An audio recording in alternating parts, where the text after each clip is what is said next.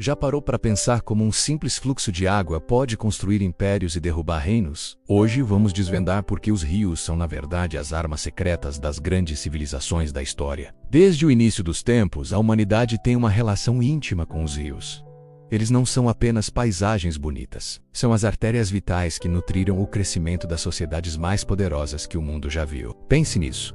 Onde as primeiras grandes civilizações floresceram? Egito, Mesopotâmia, Índia, China, o que todas elas têm em comum? Isto mesmo, rios majestosos. Vamos começar nossa jornada no Egito Antigo, com o lendário rio Nilo. Para os egípcios, o Nilo não era apenas um rio, era a própria fonte da vida. Todos os anos suas cheias depositavam lodo rico e fértil nas margens, transformando o que seria um deserto árido em um oásis de abundância. Esse fenômeno, conhecido como a dádiva do Nilo, permitiu que os egípcios desenvolvessem uma agricultura incrivelmente produtiva. Eles podiam prever as cheias, planejar suas colheitas e, com isso, garantir comida para uma população crescente. Essa segurança alimentar foi a base de tudo. Com comida de sobra, nem todos precisavam ser agricultores. As pessoas puderam se especializar em outras profissões: sacerdotes, escribas, artesãos, soldados e, claro, os engenheiros que construíram as pirâmides. O Nilo não só alimentou o povo, mas também serviu como a principal via de transporte. Pedras gigantescas para as pirâmides, mercadorias, exércitos, tudo se movia pelo rio. Controlar o Nilo era controlar o Egito.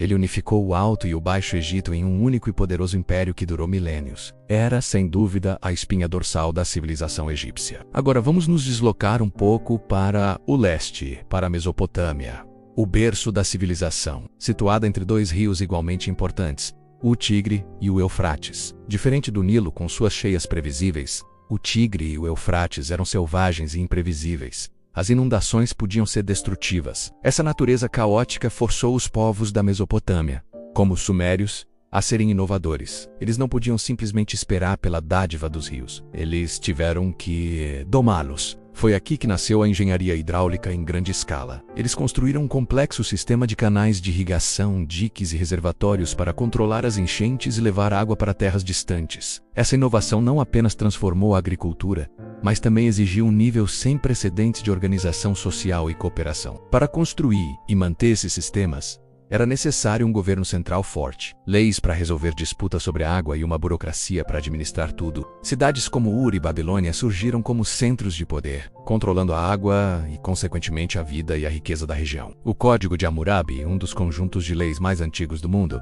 continha regras específicas sobre o uso da água e a manutenção dos canais. Isso mostra o quão central os rios eram para a própria estrutura da sociedade mesopotâmica. Nossa viagem continua agora para o subcontinente indiano, onde a civilização do Vale do Indo floresceu ao longo do poderoso rio Indo. Assim como o Nilo, o Indo também tinha cheias anuais que fertilizavam o solo. As cidades dessa civilização, como Mohenjo-Daro e Harappa, eram incrivelmente avançadas para sua época. Elas possuíam um planejamento urbano sofisticado, com ruas em grade, casas de tijolos padronizados e, o mais impressionante, sistemas de saneamento e drenagem que rivalizavam com os da Roma Antiga. Milênios depois, essa maestria em gerenciar a água mostra uma compreensão profunda do rio e do seu ambiente. O Indo também era uma rota comercial vital, conectando a civilização do Vale com a Mesopotâmia e outras regiões distantes. Artefatos do Vale do Indo foram encontrados em sítios arqueológicos mesopotâmicos, provando a existência de um comércio internacional robusto facilitado por essas autoestradas fluviais. O rio não só sustentava a vida, mas também conectava culturas e impulsionava a economia. Cruzando a Ásia, chegamos à China,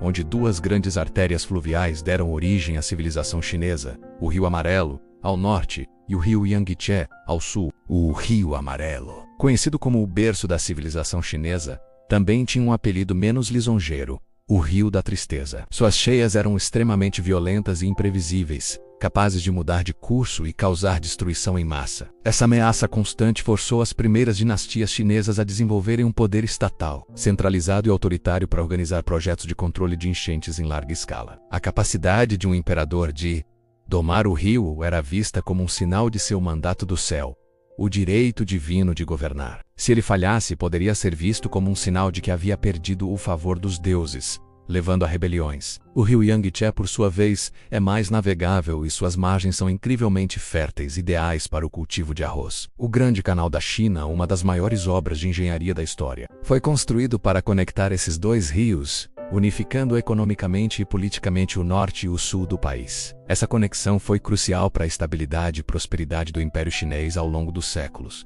Mas não pense que esse fenômeno se limita ao mundo antigo. Vamos atravessar o Atlântico e olhar para a América do Norte.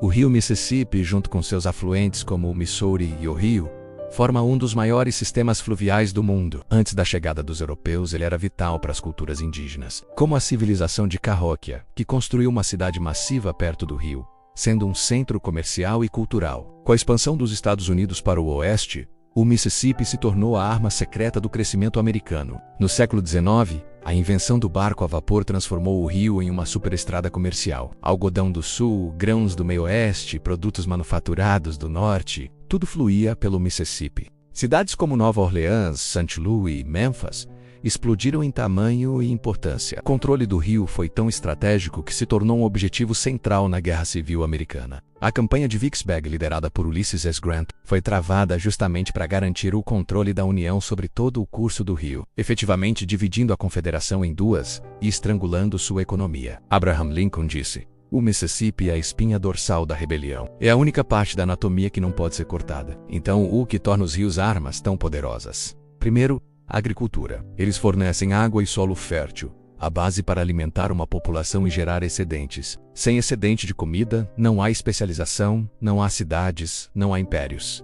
Segundo, o comércio e o transporte. Antes dos trens e das rodovias, os rios eram as formas mais rápidas, baratas e eficientes de mover grandes quantidades de mercadorias e pessoas. Eles conectavam regiões, promoviam o intercâmbio de ideias e bens, e criavam riqueza. Cidades portuárias em rios se tornavam centros nevrálgicos da economia. Terceiro, o poder militar e político. Controlar um rio significa controlar o transporte, o comércio e o acesso à água. Isso dá a um grupo uma vantagem estratégica imensa sobre seus vizinhos. Um exército pode se mover rapidamente pelo rio, e uma marinha fluvial pode projetar poder ao longo de centenas de quilômetros. Além disso, a necessidade de gerenciar sistemas de irrigação e controle de enchentes impulsionou a criação de governos centralizados e estruturas burocráticas complexas. Os rios não são apenas corpos de água, eles são os arquitetos silenciosos da história, moldando o destino das civilizações. Eles definem fronteiras, impulsionam economias, decidem guerras e dão origem a inovações que mudam o mundo, do Nilo ao Mississippi.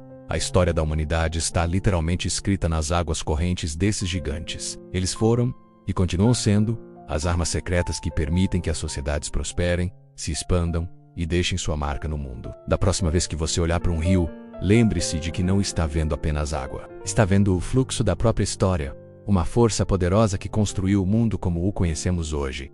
Obrigado por assistir. Se você gostou de mergulhar nas profundezas da história conosco, não se esqueça de deixar o seu like, se inscrever no canal e ativar o sininho para não perder nossas próximas explorações. Até a próxima aqui no canal Expertises, onde você vai além.